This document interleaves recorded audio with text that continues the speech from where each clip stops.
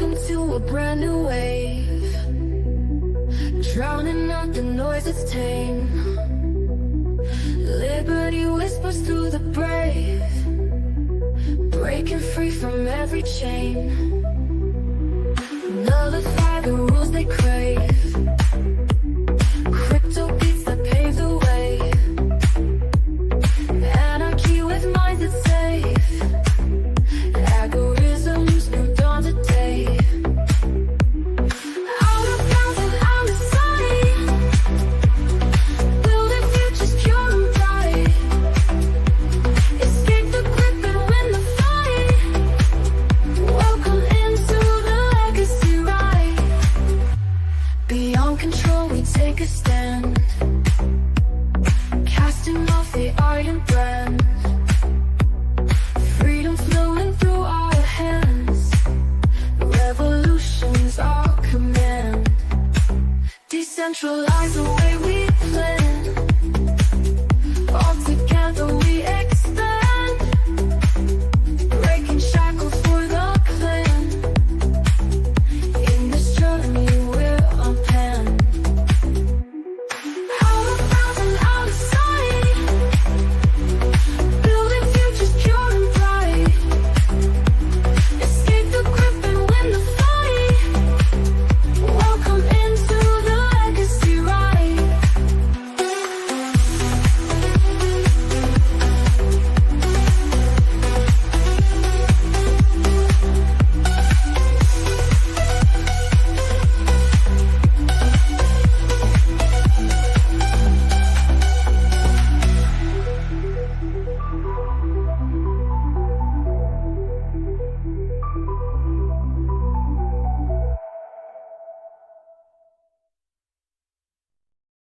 Hey guys, are we ready? It's time to jump in. See you on the other side.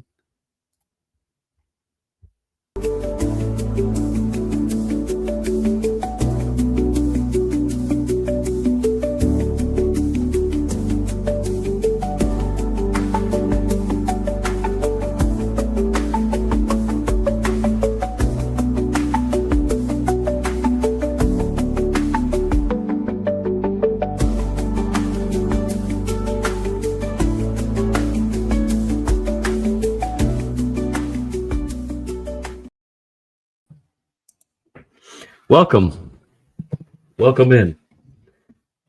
I see Andrew's baldness is shiny. It's Friday, everybody. Welcome back, Greg. We had a week off for the Week of the Legacy, so I apologize, y'all. I had burnout. So Head out. Gotta take care of that, though. You know, yeah, you gotta recharge Yeah, when we- it happens. you have to. So welcome back again, Greg. So you Hey. can also catch Greg live with us every Wednesday as a member of the actual panel with Silver Linings. Yep. But until then, this is Friday, so he's a guest on Friday. Well, it dovetails nicely, actually, because to a certain degree, today's episode is about what we do to take on the basilisks that we encounter once we can know they're there. How do we fight them? Mhm. And that show itself is an embodiment of some of the ideas meant to fight basilisks. The idea of seeking silver linings is in and of itself a powerful strategy. But that's not the only one, right? We haven't No. barely scratched the surface. So We're that just was kind of what I was establishing thinking. support in life, right?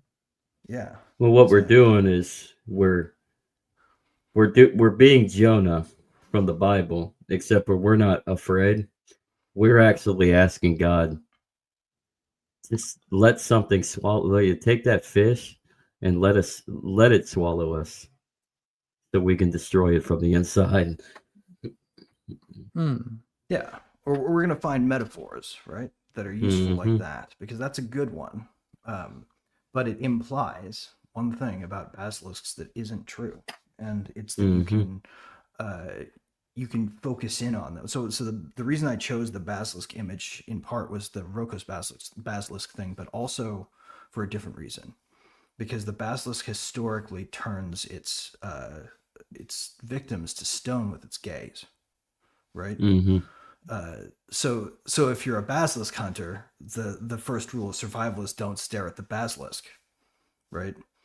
And this holds true cross myth to actual metaphor here, because if you focus in on the problem, right, the problem that the basilisk is there to kill, that it's allegedly there to address, but is turning on its creators and amplifying as opposed to pacifying the problem they set it upon.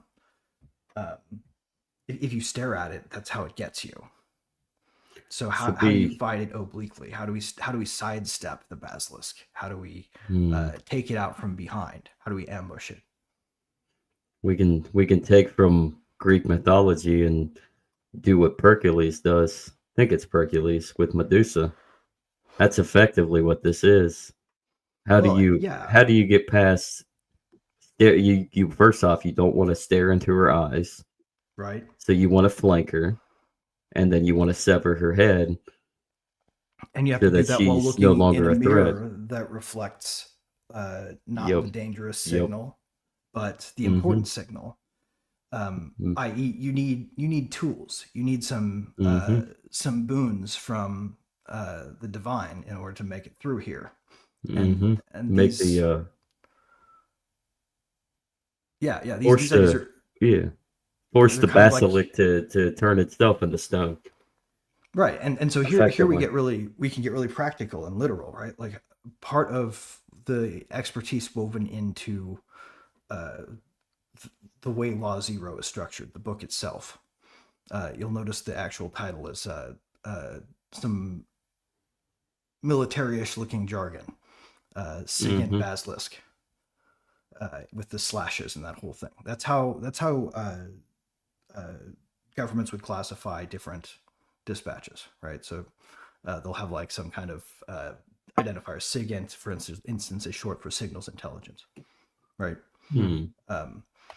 So the signals intelligence function is our information warfare function as a country, right? So this is the thing that informs it, rather.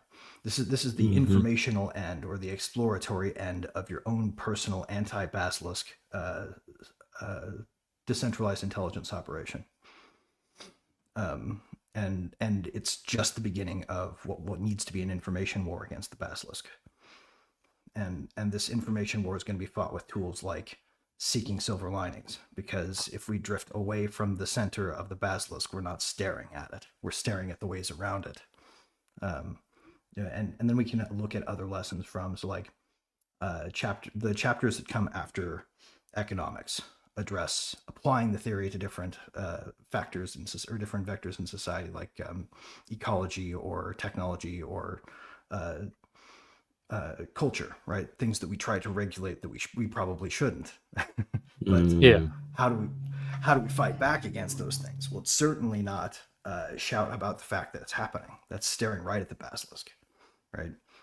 You become part of its self-justifying loop. Anytime what you do, canary in a coal mine, right? Anytime what you do in response to what the system provokes you to do, and that provocation allows the system to amp up its attack into new, more devious ways. Like classic example is after the shoe bomber went on airplanes and got caught. After that, no more shoes in security for like the better part of 2 decades. It didn't stop any terror attacks, but it sure was a pain in the butt. Right. I'm sure the sale of sandals went up just a little. Yeah, it was a banal basilisk effect, right? Like I'm sure they probably had a lot more need for shoe-like shops on the other side of the security line. So I'm sure just taking them on and off broke people's shoes on a. I mean, it's a dumb way to think about shoes, right? Is their consumer products probably tested for so many on-off cycles before they break? Yeah. I would be willing to bet there's a percentage of shoe failure that just started happening arbitrarily at airports that never was a problem before. You know, there's your basilisk effect. It just starts off like that. All of a sudden, the sneaker industry has a stake in the TSA continuing to get more strict about shoes. Is that really what happened? I think it was a little decentralized. Some airports didn't, but it like is that? I know a lot of major airports. It does seem like, right? Yeah, It does does seem seem- like major airports. They would make you take your shoes off and then you wouldn't put them back on. Mhm. So I don't know. I've never been. I wasn't at a major airport really to go through TSA like that. Well, they took them off. You run them through the scanner. They'd give them back. You put them back on, right? If your shoes broke Okay. on the other side of security, you've already Mm. checked your checked luggage. Mm-hmm. I doubt you're carrying an extra pair of shoes in your carry-on. Oh, good luck, or good thing there's a Foot Locker over there. I don't know if that's a real dynamic, but Yeah, I wouldn't be surprised I because that's wouldn't the sort either. of thing. That's the sort of thing that you have to speculate at if you want to be able to unravel basilisk effects before they happen, right?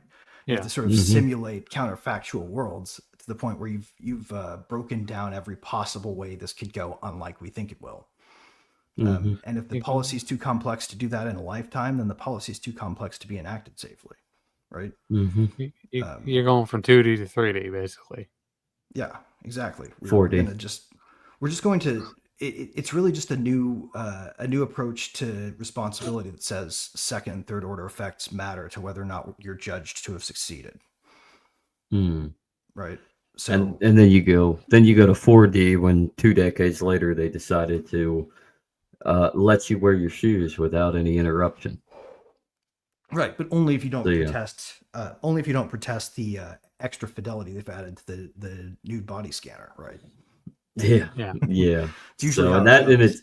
in that in itself, speaking of the airport, that in itself is a basilisk because what are the implications of the body scanner? Well, there's these potential harms that from the radiation that could inquire you to gain more cancerous cells from the radiation pulling from you, and it's an invasion of privacy. So Mhm. you're going deeper inside that basilisk. That basilisk is devouring you from one concept to the next because you've decided to give up certain You're freedoms. engaging in preemptive performance of Mhm. compliance, essentially. You know Mhm. that this isn't helping to make anything better, even as you do it.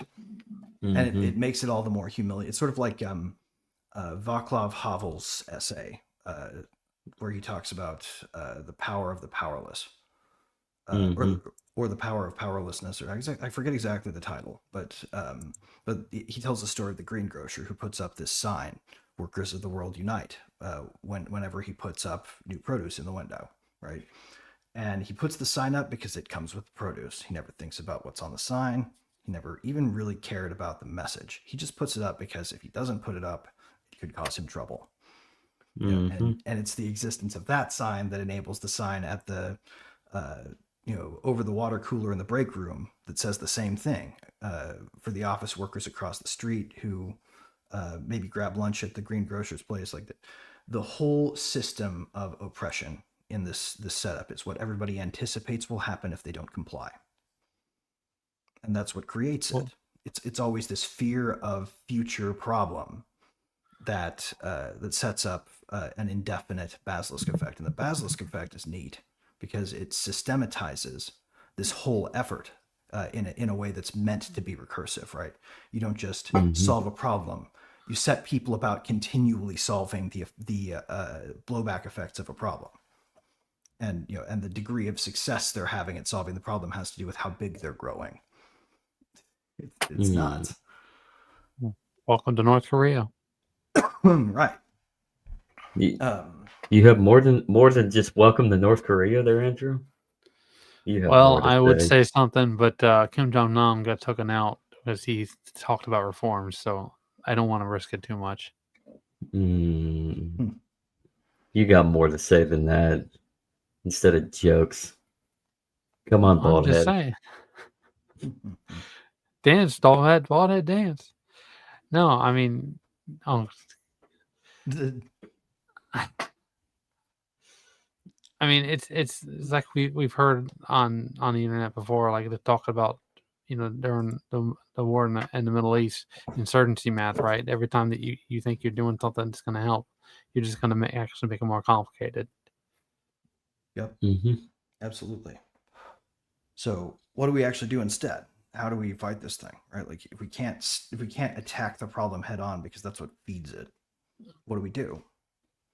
We right? don't think objectively; we think subjectively. But how does Well, that have blowback? well, I mean, I think the right thing to do is to look at what people have done in the past to break these systems and take lessons from there. So like when we think about the environmental movement and its sort Mm-hmm. of Malthusian philosophical roots, you go all the way back to Thomas Malthus, who basically single-handedly perpetrated the Irish potato famine, and he Mm-hmm. did so because he figured this idea that because populations grow exponentially, right, super linearly, they grow at a faster pace than 1 + 1 = the next plus 1 = the next. It's a multiplicative effect for population because Mm-hmm.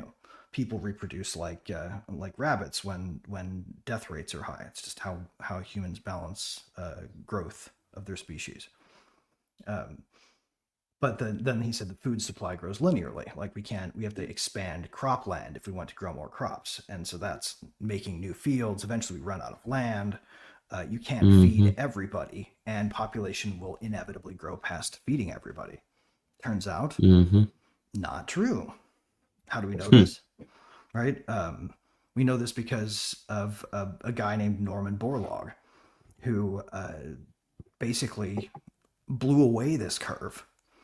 So there were two sort of green revolutions. The first one happened like actually right around the time of Malthus. He just didn't see it happening because it was in his midst, where he ended up being proven wrong acutely, but not quite as obviously, as food production increased on the same amount of land. And that's the Mm-hmm. part that's the part that he missed, is that the density of crops can be increased by things just like hybridization, Mm-hmm. crossbreeding, right? Mendelian genetics. The discoveries that humans make allow us to outrun what Malthus observed. Borlaug made that Mm-hmm. point so dramatically that it was impossible to ignore that Malthus was wrong. Mm-hmm. And this had to do with basically just figuring out how to hybridize the right strains of wheat, how to rotate crops a certain way. They were able to exponentially densify the amount of crops you could make in 1 square foot of arable land, and in so doing made it so that like a billion people, 1901, I think there were maybe 2 billion people on the face of the planet.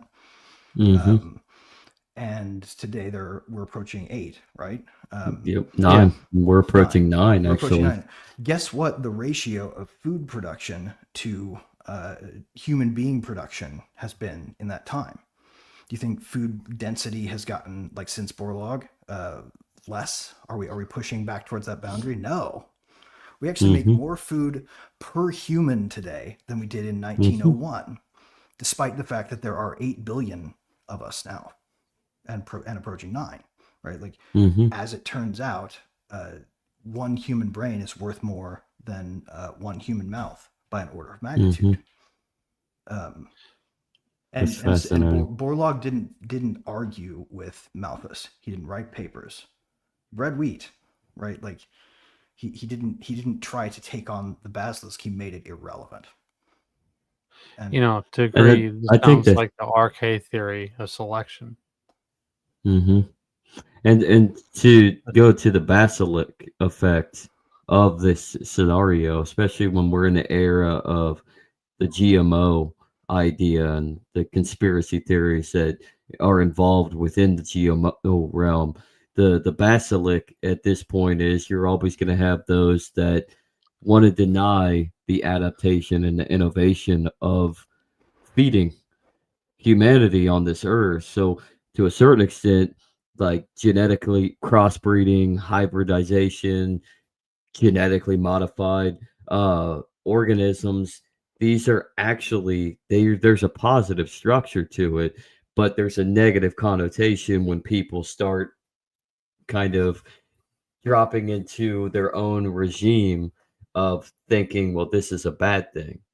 right. I Well, and mean, the danger is if we think it's enough of a bad thing out of fear that we let regulators build basilisks that stop it, right? yeah. The American chestnut is a great example. Stuart Mhm. Brand, guy who created the whole Earth catalog. Steve Jobs quoted him in his famous Stanford address where he made fun of them all for getting degrees. It was fantastic. If you've never seen it, go watch that. It's pretty damn inspiring. But the thing. Warner William. Sorry, I lost my train of thought. Can somebody help me find it again? Talking about the Saying. basilisk, Right. and Right. The fact crop that production. we are looking at the American chestnut tree coming back potentially. Yeah, it's chestnut.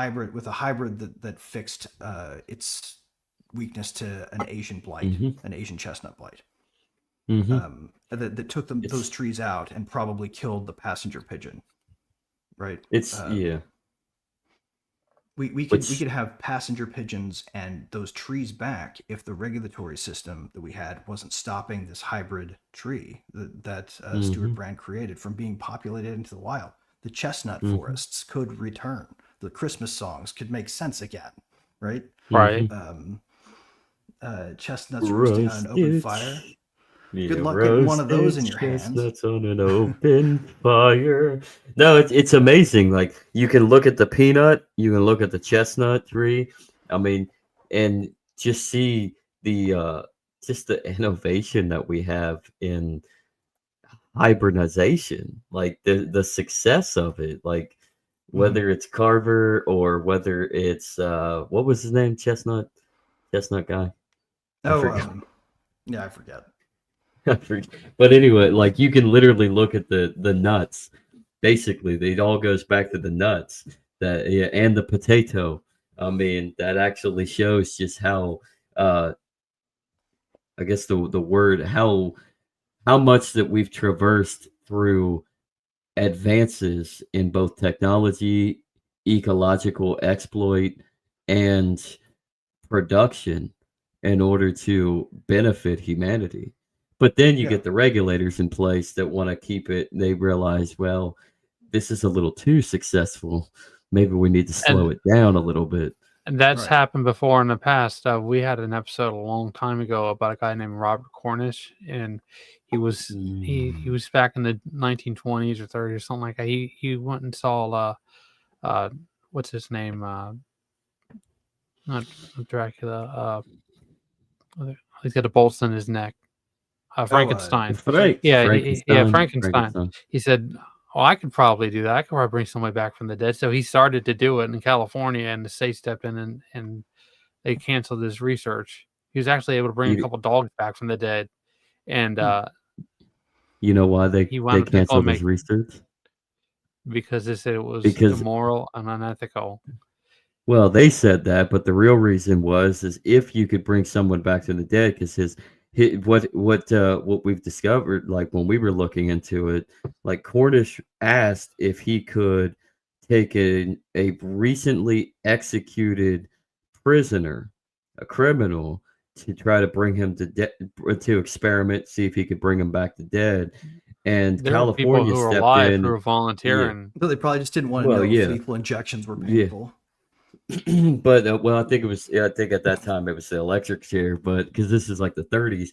But the reason of the holdup was they were afraid that if he were to be successful, double jeopardy would imply, and you wouldn't be able to retry that criminal, and he would have already been executed. His sentence would have been upheld, so he would have technically been dead, but he's not dead So so anymore. one So problem so one problem that they can imagine would get created becomes the reason why the research doesn't move yep. forward. Yep. But he Even though was you can successful. imagine right, even though you can imagine like 15 different scenarios where somebody Mhm. dies and you want to be able to bring them back because Mhm. how they died was unjust or whatever, right? Like Mhm. if you could do that, then it would mean that we have to apply our ethos to that reality. The fact that we can do that isn't good or bad. It's how we use what we can do that's good or bad, Right. right? For Mhm. the And record, and and to address Zach's concern, in Japan, there was somebody, they hang people in Japan still. And somebody was actually went through nice. the whole process and they survived the hanging. And Oof. they couldn't they couldn't uh they couldn't jar him again or whatever. So Same double time jeopardy. Yeah, though, if you yeah. survive that, if you go Yeah. through that and survive it, isn't that punishment enough? That's For probably, most yeah, I Probably. think so. Yeah. Like But like the to thing me, about Robert, the thing about Robert Cornish is he was successful. That's why he tried to go through the state to try to get the patents to move forward right. to do a human subject, because he was relatively successful. I believe. How long Well, did the second dog live for, Andrew? I I think don't. the second I mean, it's dog been a lived long for time like, since I looked into it. I just remembered him. But well, I and this think is I think the Halloween. second, See, and this yeah. research Well, I is think, highly salient to cryo, right? To cryo research, yeah. which when you look at that is a life-saving technology that we aren't developing also because of basilisk-like effects, right? Like if you think about those as ambulances that take you to the future, uh, rather than like freaky suspended animation, like if Hmm. you for instance, like if you think about it like this, back before they invented antibiotics, people just like thought they were doomed as soon as they'd get like a snotty cough, right? Like you die of a sinus infection, pretty normal, right? Like you're gonna get secondary pneumonia and die probably, unless you got lucky. If you're the kind of kid who Hmm. had like stuffy sinuses, you were screwed, right? Those people just died. I wouldn't have made it out of my childhood in that era. Um, Oh, just so but you know, but if you Robert could, Cornish was inspired. The movie The Reanimator was inspired. mhm. But imagine if you could put somebody in a box that would take them in the state they're in right now to a future time which antibiotics exist.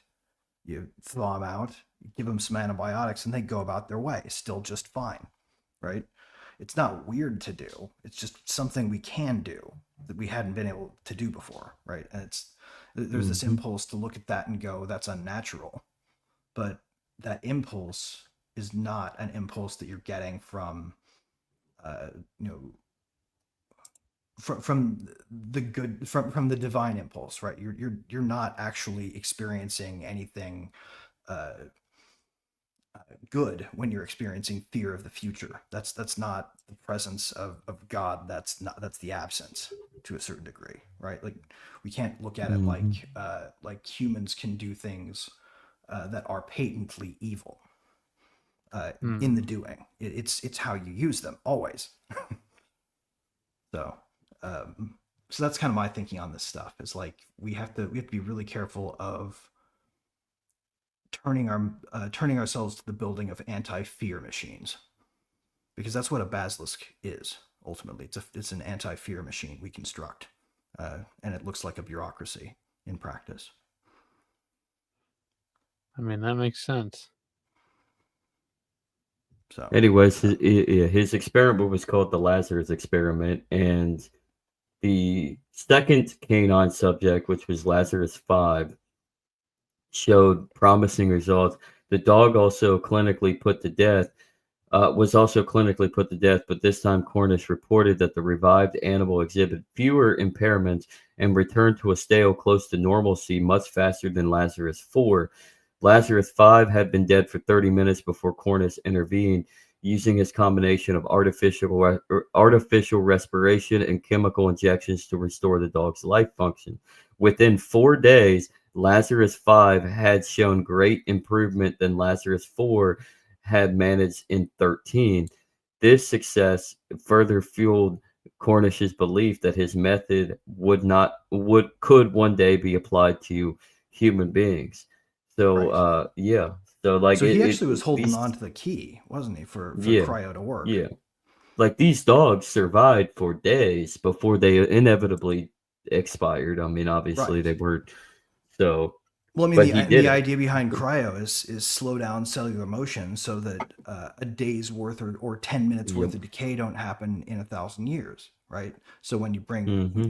that's why they don't use, for instance, people say that it's freezing. It's actually not freezing. Um, Hmm. they use a process called vitrification, which is a liquid that was. I'm still a big fan, actually, uh, but glad to hear it. Uh, the uh, uh, the vitrification process is like a glass-like material that they put in and replace your blood before they cool you down. And the reason they use a glass-like material is because it doesn't form spikes like ice does when it freezes. So it doesn't puncture the cells at a micro level. Oh, that makes sense. Yeah.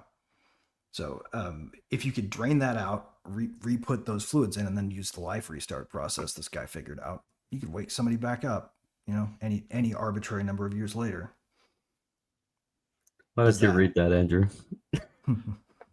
I wanted to take out a life insurance policy to pay for it. The wife said, no way. Did you talk to the Florida guy? Because I talked to the Florida guy. There was like two people that insure this in the whole country, right? Or at least there were when I looked into it. So there's two people that actually insure cryogenics. Well, it's basically like you get a life insurance policy because the state doesn't acknowledge the fact that when your life processes stop as you go into cryo, that you're actually being put in suspended animation. They actually don't even let you go in. Like there's no euthanasia part of this process. They wait till you die naturally, which actually kind of like if you wanted to come up with one beneficial use for allowing quote euthanasia, it would be the process of putting people into cryo. Because if you put them in the cold bath as the way you killed them off, basically, then you could keep any brain decay from happening before you were cooling them down, which would make the process like cleaner. So, and the idea is cool them down without destroying it fast enough that you preserve the cell state exactly as it is, and then you can thaw them out later, and ideally have the medical technology to help them with whatever you couldn't when you put them in. Where did the idea of suspended animation even come from? I mean, how old is it? I don't know much about it. The Egyptians. It's probably been around since before Egypt. I mean, it's not suspended in animation, but they were very big in the mummification of the dead and the experience that they would be awakened in the afterlife, joined bodily and spiritually. So the general notion is you're saving the body for the future in hopes of what the future outcome might be. So, I mean, in our scientifically secular world, we're thinking in the future there will be more evolved treatment capacity to be able to save somebody from like a medical ailment that we don't know how to treat today. So the basis is to kind of freeze them so that you can unfreeze them, even though you're not really being frozen, so that in the future you can resuscitate them and save their life. So, or in the aspect of the Egyptians or many other different ancient cultures that practice mummification, the body would be preserved so that the spirit could actually have a place to go into in the afterlife to resurrect the body. So the concept of bodily resurrection is way beyond the Christian concept, actually. Right. Well, and this doesn't have to be like a thing that you do for a long term either. Like imagine a fleet of ambulances with these things packed into them. Someone who is normally going to bleed out before they can get to help, or somebody who is normally going to not be able to be treated, the way that you would need to save their lives in the ambulance, right? But if you put them into this thing, suspended animation for just a teeny tiny bit, roll them into the hospital, even if it's 100 miles away, the one that can save their lives, right? That doesn't feel as weird sciencey, does it? That feels more like a way better way to do ambulances. And then extend the principle. If the ambulance could just park and wait for 100 years for the technology you need to save the person who's in its life, would you say, no, we need to roll that person out of the cryo box? Right? Like that's not the right way to think about it. Space travel, you can make it less boring. If you play your cards right. Trip, right? Hey, I watched Interstellar. Space is not very boring. No. We could even potentially use it to make space launches to different places more efficiently, so we could get more human being payload to Mars to get that city off the ground if we all went into cryo boxes, because you could probably pack more of us in. So And there are lots of good reasons to pursue technologies that sound scary when you think about them in this, like, well, what if a bad guy uses it to stay alive forever type of metaphor that the people who like to promote fear systems always use. So like we end up with GMO fear mongering when there's this thing called golden rice that could stop childhood blindness in Mesopotamia, and across the less fed regions of the world. These are things that happen because we're afraid of what we might be able to do with our technology, and so we build systems to stop it. Stop giving Sean ideas, William. Stop it. Stop it. But in reality, Wednesdays at 7 p.m. soon. So So yeah, Go on, Chris. that's one of the tools we can use, right? Some other basic tools. I don't know if you guys want to get into any of the stuff that I was thinking about in terms of how we go about just like finding and hunting basilisks right now, what we do when we find them, right? But privacy is another really important thing people should just be pushing for the sake of killing basilisks, right? Let's let's dive into the privacy apparatus of how do we destroy the basilisk. How is it that we climb into the preface of privacy as a tool? Right. So people think of privacy as typically a thing that they have or they don't have. Right? You have privacy, you don't have privacy, you lose your privacy, you get it back, whatever, right? We have this frame of an all or nothing on or off switch for private things. You're in a private chat or not, on or off. That's not really what it is, right? Privacy, according to Timothy May, which Timothy May was one of the very, very first people to ever be called a cypherpunk. He said, privacy is the right to selectively reveal oneself to the world. And all of the things that come with that are the things that protect privacy. So it's not just that you're anonymous and then you're not anonymous if you choose to speak. It's that you have a resting state of anonymity as a default, and you can choose when and how to break that anonymity. So you have a complete private thought. You share it with one person you trust. That's privacy being exercised. You have a complete private thought. You're preparing to share it with one person you trust. You hit send and it goes to 5 people, 4 of which are checking to see if you're a terrorist. That's your privacy being breached, right? yeah, Now, when your privacy is being breached, someone's feeding a basilisk your information. Essentially, it's a bureaucracy looking to know something about you preemptorily out of fear, right? They want to know what kind of person is getting on the plane. They want to know whether or not the person they just pulled over is of age, so they can handle the DUI that way or the other way, right?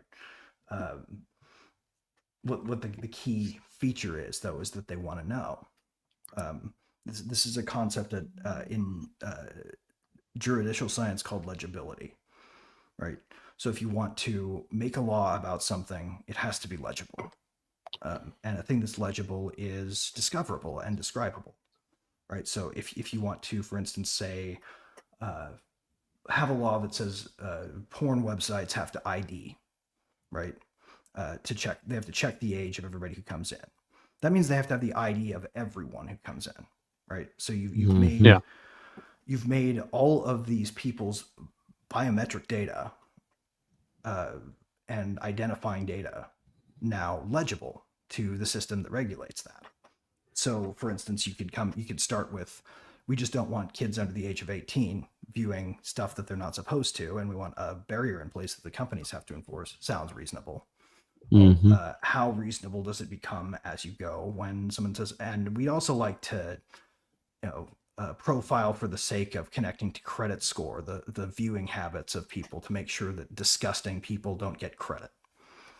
Right? No, I mean, I'll push back on, I think the relevance of doing something like that, forcing these porn companies, say, to have to ID, the hope is they just won't want to do it because they want to get their client base to as many their content to as many people as they possibly can. So the hope and it has somewhat kind of worked where a lot of these companies, like what is it, like Pornhub, won't operate in other states, right?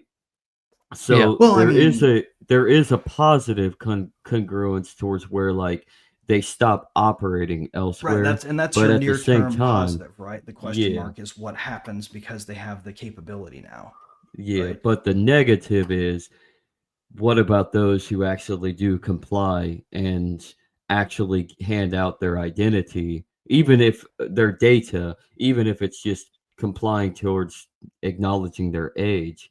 And Mhm. I mean, where does it stop from there? Right. So, Yeah. And at Well, what you point? see you see the consequences of that recently with that spilled tea website or whatever, where people are talking about, oh, this guy does this guy does that, and then everyone goes and finds out who says what. This is basically what happened in Germany uh, at- uh, during the Cold War, right? Everyone was reporting on each other for everything, Yeah. and then people were Exactly. desperate to do it because they thought they mhm, stay out of trouble. Yeah, it was sort of like a thing that everybody snitched on everybody because they felt like they had to. And if you mhm. Yeah. didn't do anything snitch worthy, then people made stuff up about you. It was just how it was. Welcome to North Korea. Right. When in Yeah. reality, we should just for shit like that, we should let it unravel, and we should allow people to make that choice, and then we should educate and we should Right. teach people why We it's should wrong, stop. like why you, Exactly. We should stop yeah, trying to use the government to solve it and start trying to use the exactly. institutions that have historically worked to solve it. Hmm. Right? If we're having an epidemic of that among youth, it's because parents aren't exposing their kids to the right things. Not Yes. because the government is screwing up. The government has no business in it. The government should have no business in it, and it should be adamant about how it has no business in it. It's a force wielding mechanism. It has no But business parenting. Right? I mean, We it don't comes want down to that puritanical idea, right? yeah. So we want to force our ideas on that are good upon everybody, but then we don't understand that what force does is it just makes people rebel. And it creates a worse kind of evil, right? It's how we Yeah, summon a exactly. basilisk is we try to head off our fears with threats of force from collective power. Spooner talked about that in his work, Vices on Crimes. He's talking about, in order for a child to know the nature of fire, he has to get burnt. Yeah. Mm, Yeah, and we also have to accept that well, we don't want to have a social Darwinism where we selectively breed humans for quality, right? We also don't want to eliminate all hazards, right? We can hmm. allow natural selection to continue to take place with our own cultural traps. People who are of weak character uh, should not necessarily be saved from themselves because that hurts everybody else. Right. I Uh, mean, yeah, not everybody's gonna make it to heaven. right.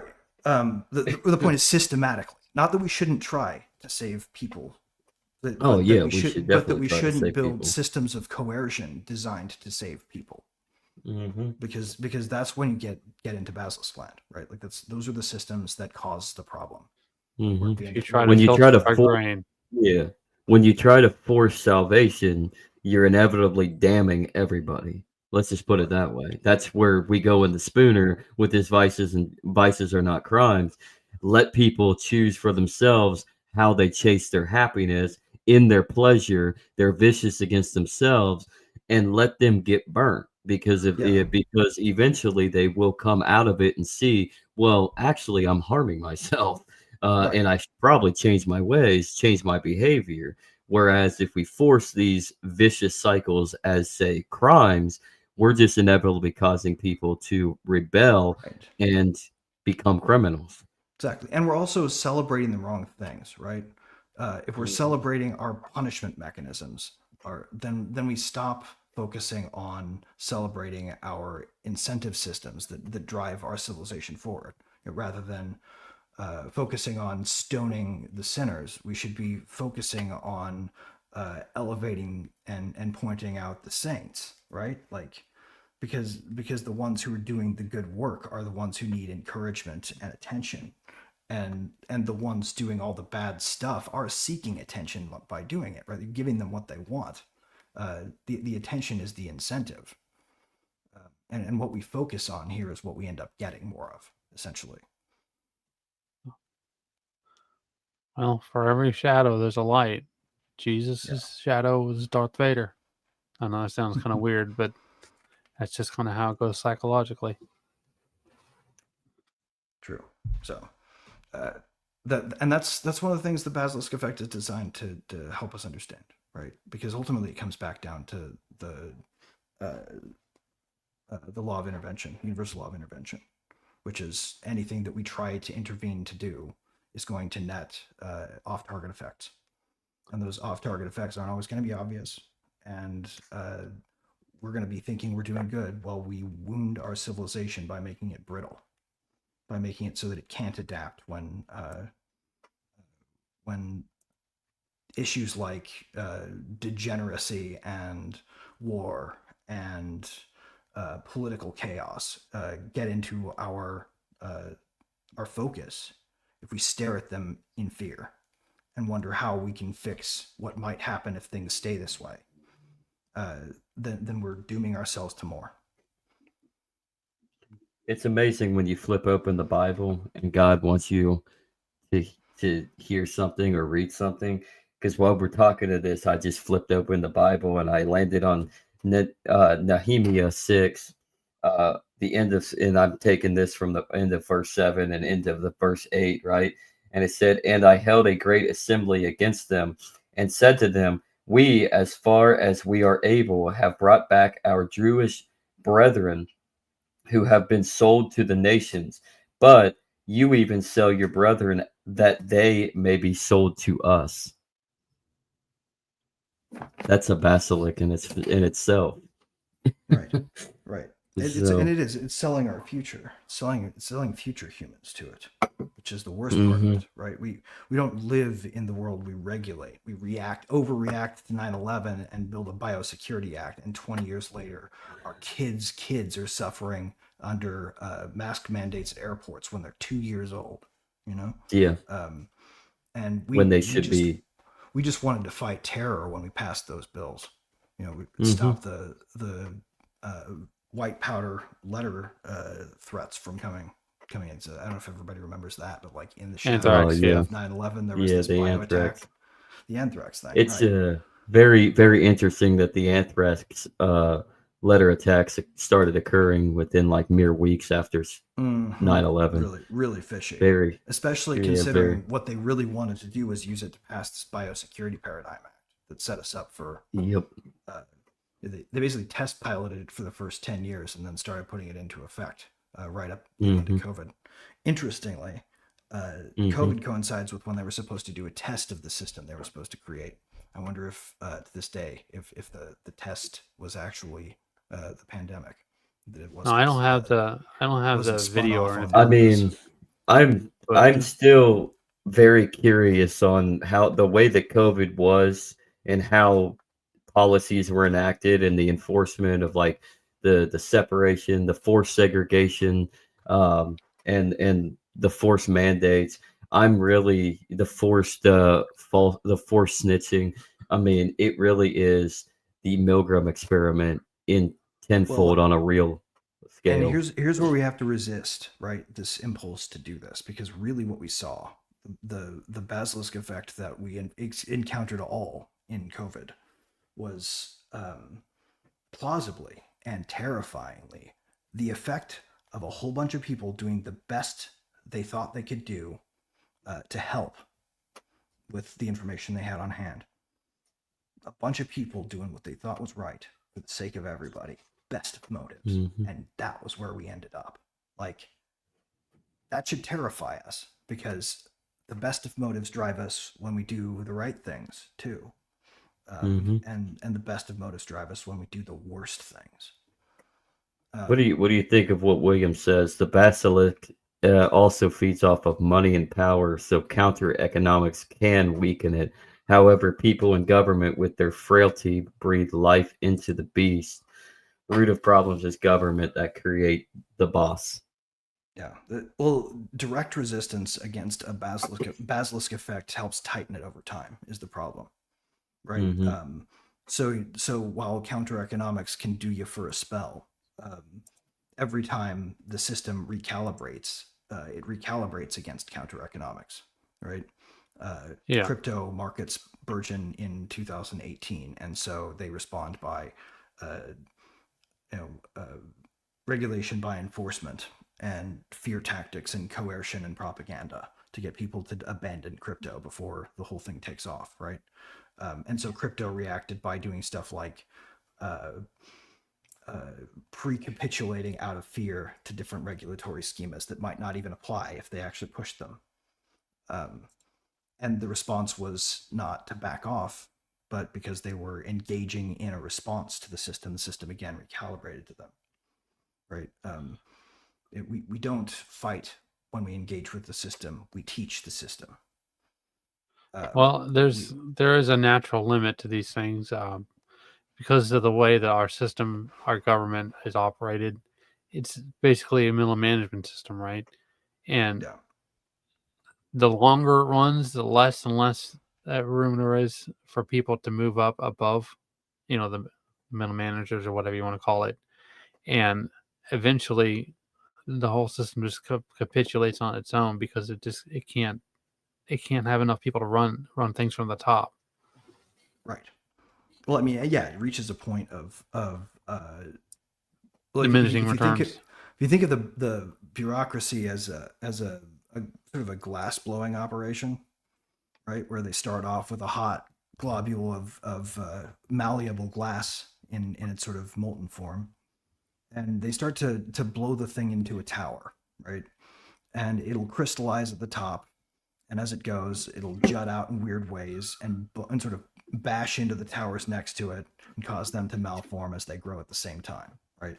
The whole thing is a mutating animal, um, and you can't crush it out, right? You have to either silence the areas where it can go, put privacy barriers in place so that none of that growing crystal can grow into that area.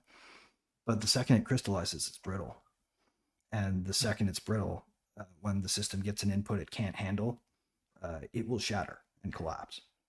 This is the problem with our systems right now, and they're approaching that pretty obviously, especially on the finance side. When you look at what the Fed's doing and what the Treasury's doing, the debt spending basilisk is it's a mighty beast at this point, and it's probably going to be the thing that kills Western civilization if we don't learn how to fight it the right way.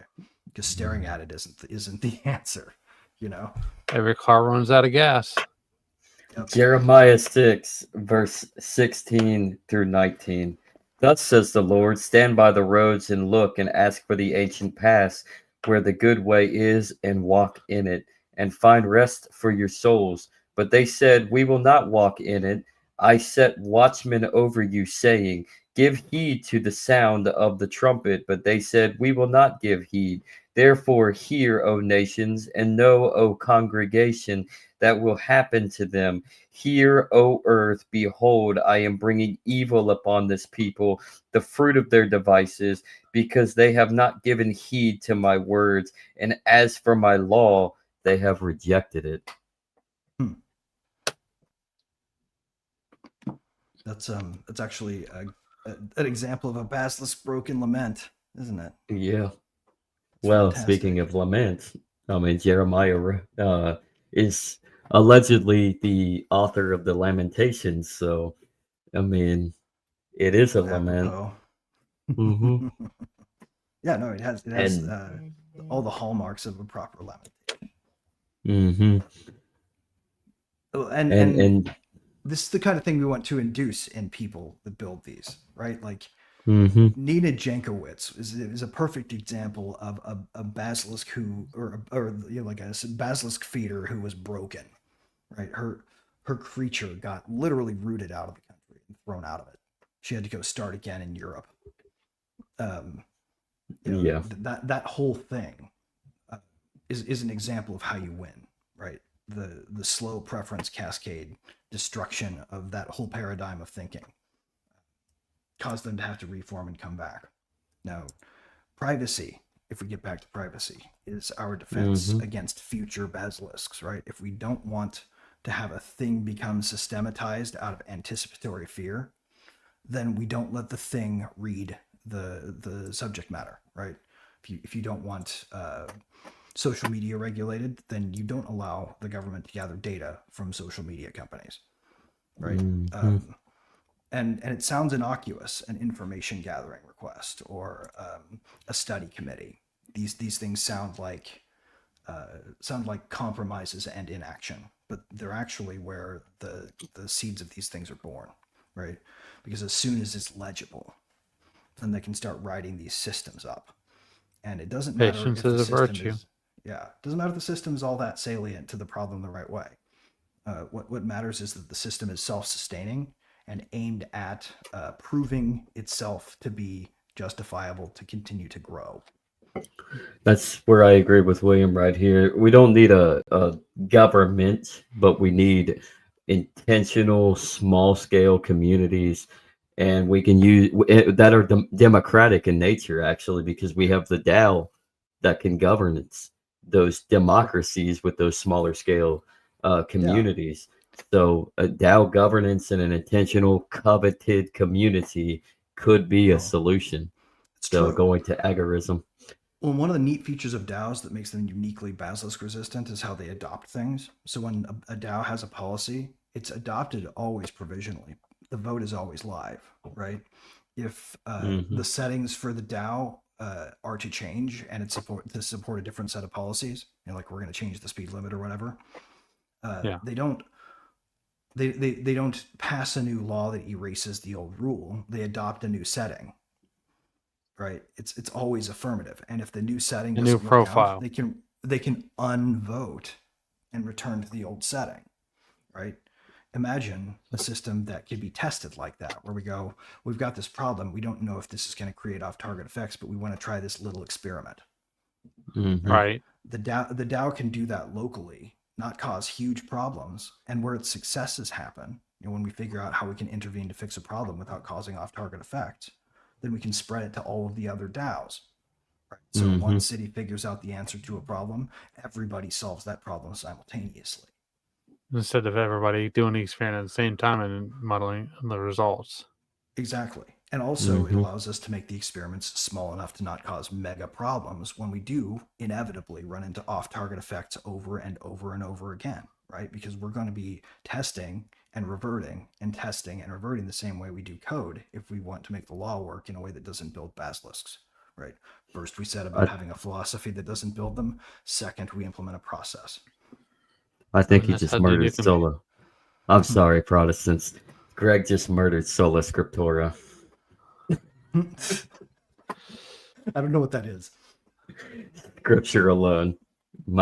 I'm my own pope, basically. Oh yeah, So no, you can't have that. the basis of the community needs to be the one that fulfills, and to take it away from a religious aspect, just in society in general, and economics and philosophy, and just how society should run.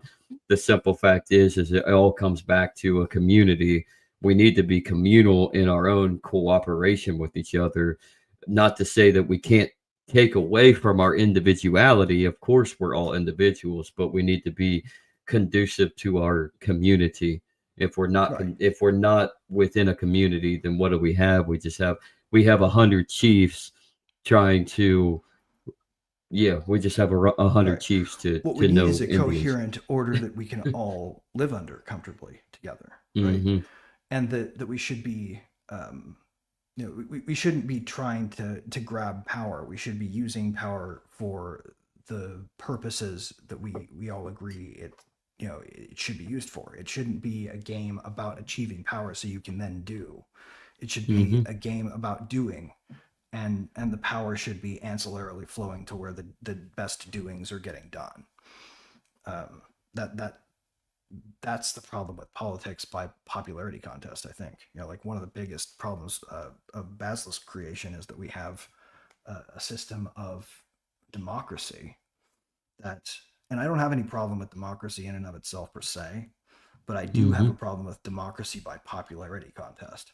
because I've Yeah. been to an American high school, right? Like, and I know exactly who wins homecoming king.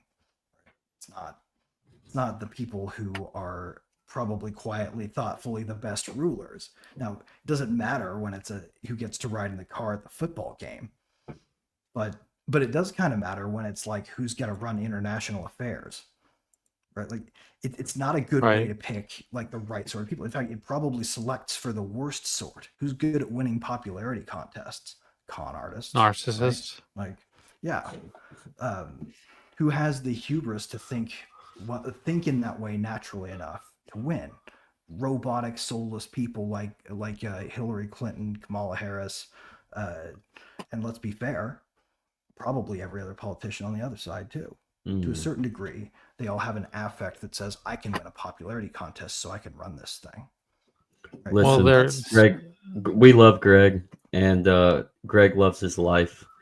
So whatever he just said, Hillary, it meant nothing. He loves you. Well, she knows I love her. I make all those memes about her because I'm a fan. right. Yeah. You're one of those guys who knows how to turn people against each other and take advantage of the situation to run for president, right? Greg for president. Right? Yeah, no, please no. King. Just like Gandalf would have said if you offered in the ring, I fear what would become of me. I fear what would become of the world. And I don't want that. I'm not running shit. That is not something. If you put me in charge of the country, what I would do would be absurd. It might work, but people would be taking a big risk. Let's put it that way. Ugh. Well, the guy got his name Heretic. Maybe it's a good idea. We should step back and just take some considerations into effect. Right. Yeah. Hey, maybe just let me sit over here and tell stories because I don't know. We're going back I to the still- 1800s, baby. I still think that the best way to influence the world is to build stuff. So it doesn't really make any sense to put me in a place where I'm supposed to steward the minimal use of funds. You know, like, yeah, give me something where you need me to spend a lot to accomplish something, and I can make it happen. But put me in government, and all I will try to do is shut every bit of it down until it proves itself worthy. And honestly, I think a lot of people that get in government actually have that idea. They believe that they're adamantly getting into it for a good purpose, and then it changes them. The system changes you. I mean, it's already there. It's already designed to do one thing. That's a basilisk in itself as well. Right. I mean, you get into government to benefit your constituents, but in reality, you end up harming your constituents because you now have power in some capacity, and then you have the basis to live off of that power, and then you have influences like insider trading and our stock market and our fake economy that gets you richer. Right. It's just like yeah. the One Ring. It's not so much that no one else can wield it. It's the only type of person that can wield it is the one who wills to become like Sauron. Right. So you can take that power, and the second you have it, you have to act a certain way, or you lose that power. So what you're saying is the Lord of the Rings should have taken another trek. They should have kept the ring, and they should have gave it to Aragorn, because Aragorn, in the Council of Elrond originally, did consider having somebody wield it, because it still would have killed Sauron, right? To have someone else take over the ring. He would have just blown up like he did when they threw it in the lava. But it would have happened when like Aragorn put it on, and he was one of the people who was able to master it. At least partially. Gandalf could have thrown it on. That would have been an interesting story. That would have been very interesting. But again, I think Gandalf was right in what would happen though. So his fear would have possibly caused him to be a worse outcome. So instead of Gandalf the White, we probably get Gandalf the Black, right, or whatever. He would have ended up. So he was the same in Tolkien's Legendarium. He was the same class of spirit as Sauron. So he would have been, instantly equal in power, if not greater. Yeah, it would have been nuts. The Hmm. other interesting thing that most people don't know is the Balrogs are the same class of spirit as Sauron. Hmm. Yeah. So like one of those guys got the ring would have been the same thing. Hmm. Uh, But if Aragorn actually takes the ring, then there's a chance that he masters it to the point where he uses it, he wields it for the good of Middle Earth rather Right. than complete control and chaos and dictatorial power. Well, except for the power levers that the ring gives you require you to use it the way that Sauron would have in order to make Uh, power happen, right? So you have to yeah, coerce the wills of people with the ring. Ultimately, what it yeah. did was any one of the 9 or the 3, or I mean, ideally the 3. They never tainted the 3, but the 7 for the dwarves and the 9 for the men. Sauron could exert his will over the ring, just crush it. Hmm. That's why the ring wraiths did what he said, not because they wanted to help, but because he overrode their individual wills. If you could imagine that happening to yourself, right? You can Hmm. imagine what the power of the ring would require people to do in order to rule with it. Sounds like It the would it, philosophy it would Joseph Stalin. destroy Aragorn as we know Aragorn to use it, and that was the Yeah, problem with it. I mean, It and was the that's comfort you had to come to with the levers you had to pull in order to wield power. that's what's the beauty of why J.R.R. Tolkien had in this story, because it's to a T our reality today, with Yeah, governments, with business, with corporations, with individuals, with communities. Like, yeah, I mean, I like his semblance of what the Shire represents, which the Shire effectively represents what simplicity really means. I mean, to William, what he said, I'm like, that's an intentional community right there, hmm, the Shire. So right. that is a DAO governance. So like the Shire is what we should measure up to, not just not just give it to the hobbits. The Right. hobbits are the example. Right. Well, Everyone needs a hero. we should try to become more like that, right? It Hmm. was an admonition to be more like Samwise. The whole thing, Hmm. you know. Yep. What was that line that they put in the films? That I don't know if it was. I don't remember if it was in the books or not, but it probably was. Where Faramir says, "It must be a noble realm indeed for gardeners to be held in such high regard." Right. Hmm. Um, yeah, indeed, that's exactly right. Um, Hmm. that's the kind of society we should try to strive for. One in which people that grow things are honored, rather than people that destroy Mm. things. So Thomas Um, Jefferson was correct in his standard of an empire of liberty. yeah, We're all just a bunch of private landowning gardeners. right. And the cool thing about this through Law Zero and through the Basilisk effect isn't that this is the right thing to do. We all know that this is the right thing to do. This has been comfortable knowledge for years. Law Zero wouldn't be saying anything new if it was about giving feels, right? Hmm. Um, the new thing that it gives us is a philosophically structural high ground from which to say, if we want an ordered society, this is the only rational way to do it. And that anything else we try to do, even with the best of intentions, especially with the best of intentions, is going to cause the opposite of what you're trying to do. So if you wish to have a society with no starvation and no suffering and no poverty and no homelessness, those things aren't going to come from ordering men with guns to impose things on people that you think are causing problems. It's not going to work. We've done that, and all it does is stack basilisks to the sky. They set us up for our own brittle demise. Even when it feels good, especially when it feels good doing it, right? Our worst situations right now are in part because of impulses that were right and good. To this day remain right and good. Like you can just look at it. Epstein is now protected by the fact that we hunt anybody who posts illicit images online, right? We can't see the Hmm. evidence as a people now, and we can't protect children Hmm. by looking, thanks to a law that was rightly put in place in our minds to protect children, right? Yeah. And here is where the basilisk really bites. We can't vote our way out of it. We can't fight our way out of it. We can't argue our way out of it. We have to understand the mechanism. Hmm. And this is a come to grips understanding level mechanism by which people who are pro liberty can point and say, look, it doesn't matter what you want the world to do. This is what it's going to do when we do it this way.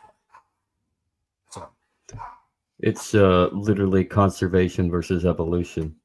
So like going back to the idea surrounding like climate change and the environmentalist movement. I mean, they aim to preserve the earth, but they don't actually truly want to steward it. So then you end up through your conservation efforts, you pass policies that actually prevent natural. Like I like your list that you gave. Like it prevents these policies, these regulations, these regulators, these bureaucrats attempt to put in place uh, stamps to where you're preventing natural succession. You're blocking species from migrating. They ignore, you have ideas where you ignore like natural long-term climate shifts, combining into a bubble like it's just it's humanity's fault. But when it's really not, there's a balance. There's things that we've done because of our modernization and our pollution, but then there's a natural element of why the climate is shifting. And then it draws a false line between humanity and the environment to set up a right. politically exploitable narrative of fundamental conflict between the two. So like that, like I just said, like you Right. start adding in it's humanity's fault in this regard, but yet you're ignoring the natural inclination of the environment and ecology actually shifting and changing, and climate naturally in a natural cycle, atmospheric cycle, meteorological cycle that actually does change. Yes, do we have our issues? Have we caused certain cracks through our ozone layer? Sure. I mean, we've definitely Maybe. put our imprint. Maybe. I mean, are we very wasteful individuals throwing? I mean, littering all Actually over the not. We are place? surprisingly unwasteful. We're surprised. Well, yeah, yeah. But do we have our issues? Yes, we have our Yeah. issues. Yeah, the problem is that our issues are separate from our solutions, right? We're solving Hmm. issues that don't exist in lieu of solving actual problems. Yeah, that's one of the biggest problems with Basilisk. They give you that sort of effect of anarcho-tyranny, where the Hmm. things that are regulated are so regulated tightly that that it's impossible to do them without breaking the law. I mean, just look at banks Hmm. every year, right? Banking regulations are so contradictory and stringent that they don't even criminally punish banks. They just issue fines yearly for whatever violations they did. Hmm. And it's presumed that there's just going to be some money flowing because it's impossible to comply with contradictory regulations, yet they exist. Hmm. They just have to Or choose just which think, ones are the yeah. least expensive to violate. Or Um, just think of the conservation efforts of regulations where you have these large scale corporations. They do something right. that they pollute a river, or they have a train with chemicals end up crashing and causing havoc in East Palestine.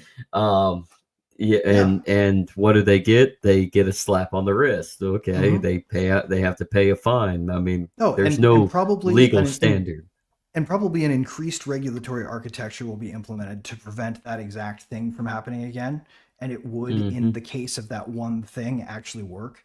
But the way that they're going to do it is going to be so ham-fisted that it will cause off-target effects that cause other accidents, to which they will Yep. overreact. And before you know it, the only kind of catastrophe that can happen on the rails is a global one, and it will happen, Hmm. right? Well, I If mean, you continually the basilisks sort of coalesce problems to global problems so that they can be addressed globally, right? Hmm. That's what a federal regulator does. Is they frame a problem in a way that they can solve with one size fits all hammer, Hmm. and then they hammer whatever the regulatory agency's hammer is designed to do. That's how they frame the problem. And it doesn't matter that the problem is actually emergent from a lot of local variations across the aggregate, and that as soon as you aggregate them, you smooth out the stuff that makes a solution possible to discover.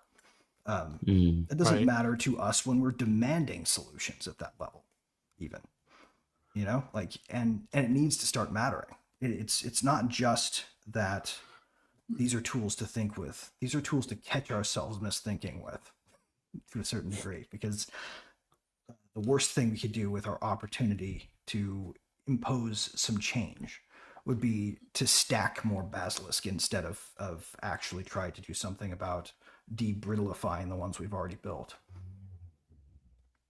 Well, when they over deliver on regulations because it's going out of style, there's always going to be a contradictory between sessions of Congress and stuff like that. And but by the time you get somebody that actually catches that, and they had to sit there and try to push, there's three other ones that are coming into place. That's gonna just gonna basically be another challenge for them down the road. Yeah. He's covered the same two laws that you're saying are contradictory to one another. Yeah. Yeah. Well, I mean, and we've got this whole the market structure bill thing with crypto coming. That's going to be a train wreck, right? They're just going to put in more opportunities for future. I mean, they always do it. They build the sequel into the bills they make almost, right? Yeah. The way they want to expand it is already known by the time they propose step one. Most of the time it's lackluster, but sometimes but there's a banger in there. It's always at least a two-step, right? They put a system in place like you can see Starmer doing in the UK right now with trying to stop the flood of illegal immigration with digital ID. He doesn't want digital ID to stop illegal immigration. He doesn't want to stop illegal immigration. Everybody knows that. Cover story. Right. So the two-step comes, and the Basilisk builds them a surveillance state that gets universal ID. The really scary part right now from there is whether or not we as a nation defend the integrity of our borders, because is it 4chan, right, is now being targeted by the Starmer government. They're trying to impose censorship on U.S. native servers that can be reached by anyone in the UK. Well, I mean, they're a smaller target than X. I mean, Elon Musk has got all the money in the world, effectively. 4chan is owned by one guy. Yeah.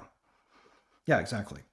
And these he's trying to turn X into 4chan, or his version of it at least.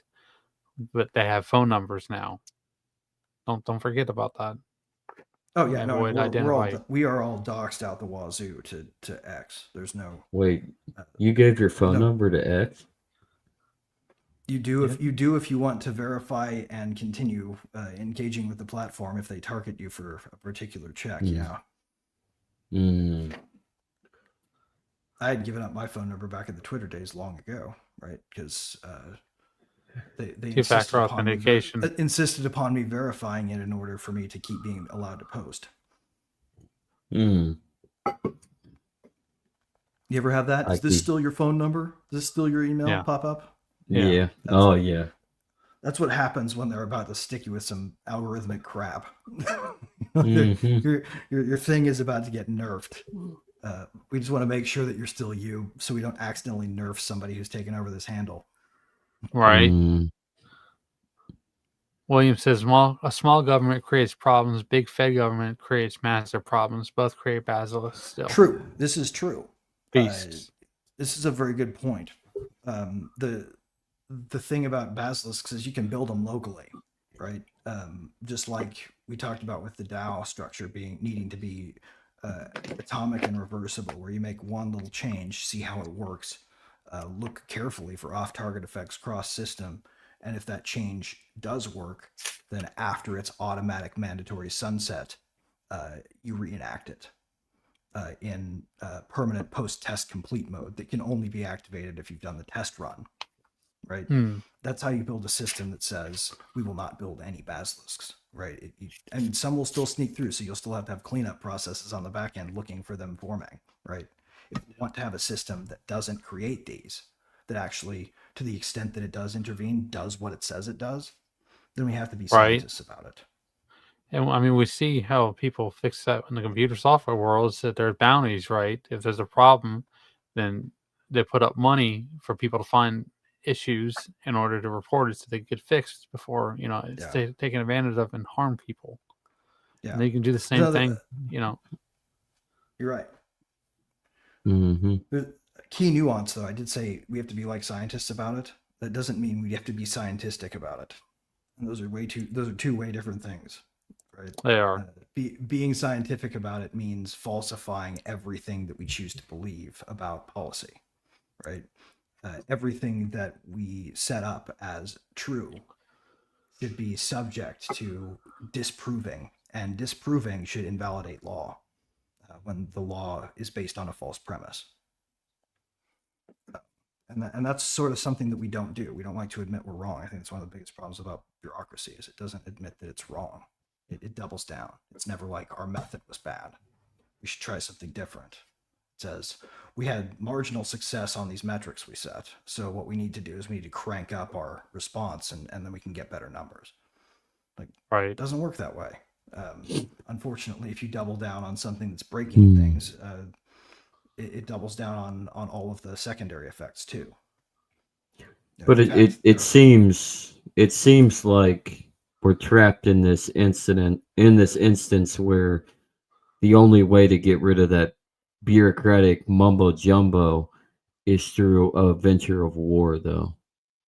How do we get out of that mentality? Maybe we don't. Maybe the type of war we need to fight just needs to be a little different. Mm-hmm. And that's kind of the way that I've been framing. So like, information warfare was invented as a paradigm post World War II, right? If you go back to the history of it, the Germans invented it as a global scheme, with the Enigma machine, and the Brits responded effectively with Turing's help and were able to crack Enigma. But our response to having the ability to crack Enigma created the modern information warfare state, the one that says secrecy is key to maintaining advantage, right? The fact that they knew how to break Enigma was secret. It had to be. Otherwise, they'd change Enigma, right? And they'd be back to square one. So that means we have to strategically use our knowledge, and that means keeping it secret.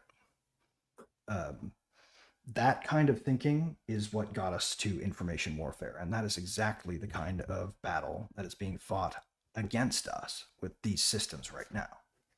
Right? So we have to get wise to that battlefield and stop pretending like one day it's going to break out into gunfire in the streets, and start getting familiar with the information weaponry that we have in our arsenal already that they're currently trying to take away from us by doing stuff like jailing Roman Storm.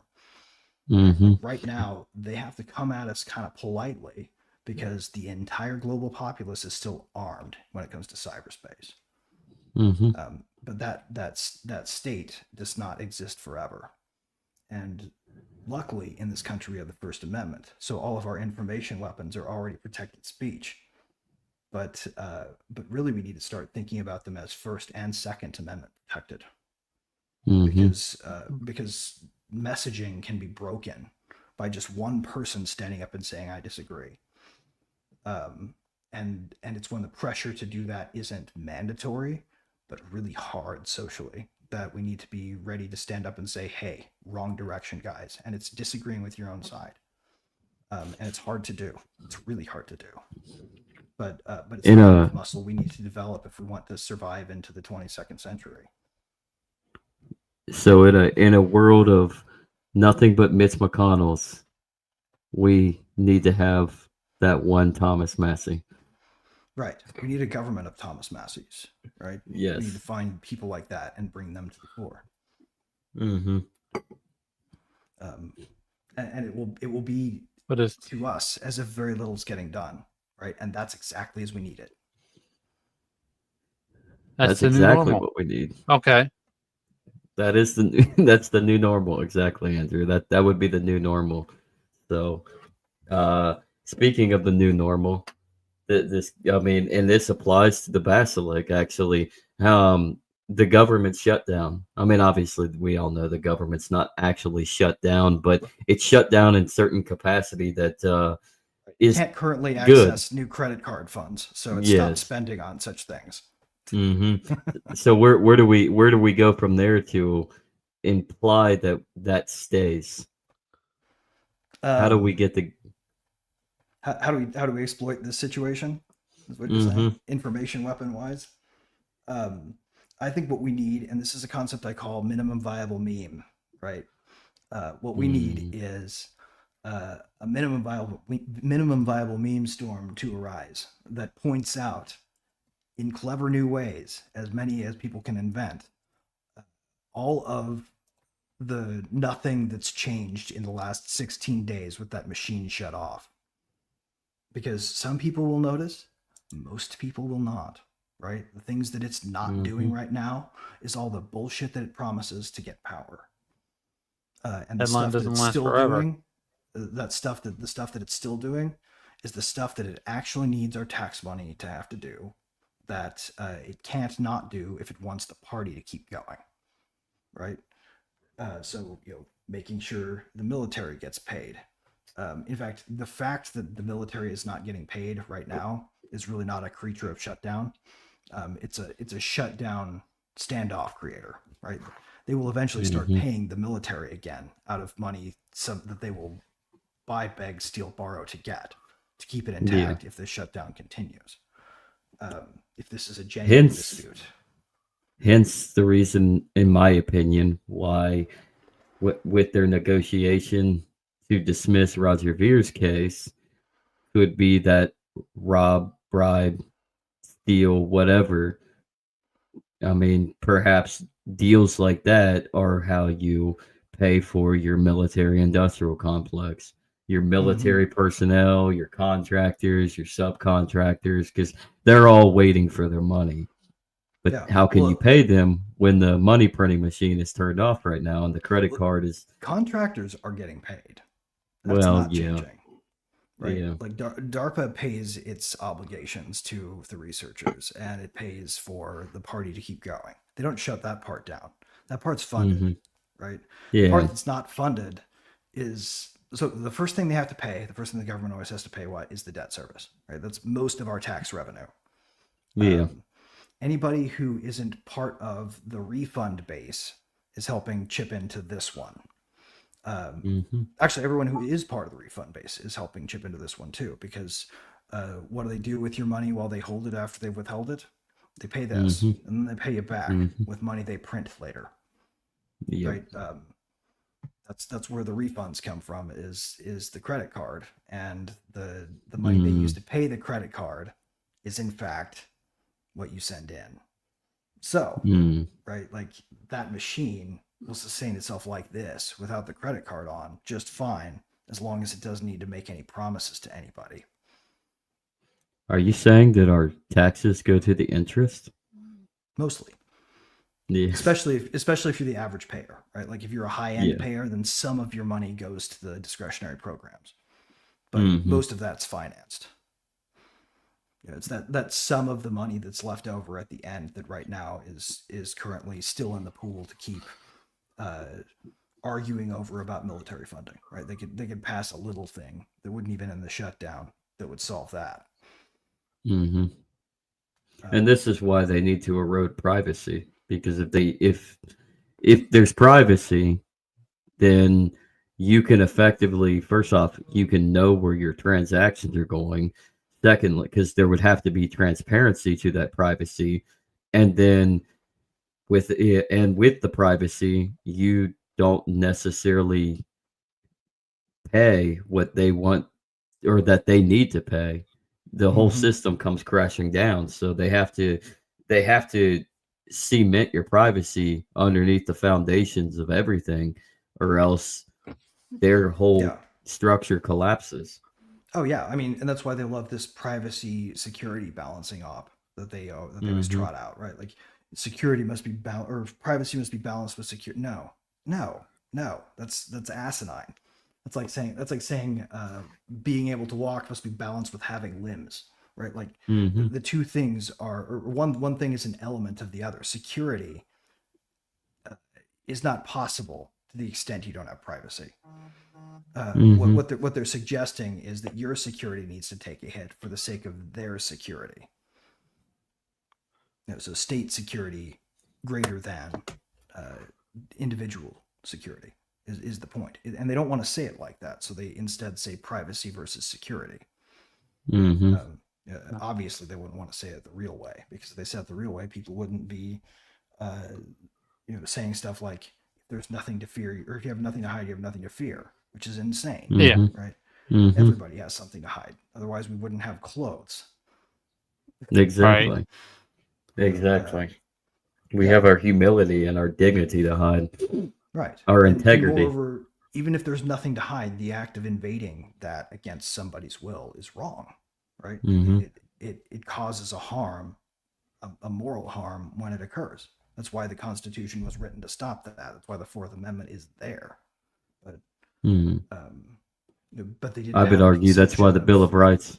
That's why the Bill of Rights were snuck in. The Constitution is the exact opposite. It's in competition with the Constitution. Well, there's Yeah. another argument that the Bill of Rights was put there specifically to enumerate that which they'd like to make exceptions to. I can see that.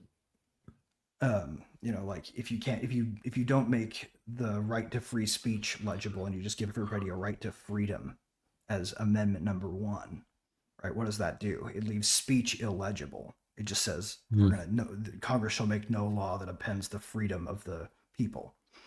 Can you imagine Nuance. the court having to interpret the word freedom instead They of wouldn't be able to. speech? Yeah. No, Well, there I would be they no would- way to do it. they It would would have to be implode. absolute. Yeah. Right? They The would. Constitution They would would have implode. been, the whole Bill of Rights would have been the preamble's opening clause: life, Mhm. liberty, property. Because happiness was always just a slight nod to some people who didn't want to put property in the Constitution specifically, mainly because of they didn't want to make it legible as an exception class. Because if you make it legible, then that means they have to reinforce it, and if they can't reinforce it, then they have to go against it. And if they go against it, well, you have another revolution, Right, and another the civil Supreme war, Court, a the real Supreme Court's civil war, job not would a. then have been to interpret the whether or not the government was violating your right to Mhm. whatever enumerated right they give you, right? Like property. Mhm. It's this property right being violated. Well, let's look at what the Constitution says about property. If it didn't say anything about property but just said happiness, Mhm. like Well, what does that would that have mean? worked. That would have worked. So maybe the Bill of Rights was actually an opt to squeeze in authoritarianism. It could have been a Hamiltonian type of argument for enumeration. I think since it was the Anti-Federalists in tandem with pseudo-Federalist James Madison. He was a Federalist, but not a Federalist. He wasn't a Hamiltonian Federalist. I tend to see that as the Yeah, he was an old basis. I Darth mean, Vader. it's basically it's trying to take the dark side.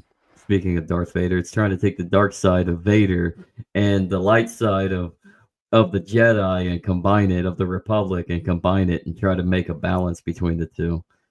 Right. Right. Right. And as So, we know, and that's from where Mises and Madison. Hayek, right? Yeah, and that's where speaking of Hayek and Mises, but that's where Madison. I'll give Madison credit, but at the same time, I also loathe him because he was kind of that middle ground. Being that he Right. was a Federalist, he wasn't an anti-Federalist, but he was willing to stand certain grounds in how on the basis of what the Republic should stand, Right. and so he was And like in any he system was that where wall. power in any system where power is accumulated as a means of getting things done, Mhm. then by structuring it that way, Mises and Hayek will warn us straight out of the gate that we're setting ourselves up for failure, right? Yeah. That the middle ground is how you drift to authoritarianism, because power will always choose things that drift it that way, and the middle ground will always be a matter of debate and discretion. Well, that's the cost of one-sided, one-dimensional centralization. That's how you see so many new members of the right getting here, because the left ran so far left. Right? Yeah. But now the right is going so far right that we don't even know what is right, what is left anymore. Are we though? I feel like to a certain degree, the right plus populism is a euphemism for saying the right plus collectivism in a lot of circumstances.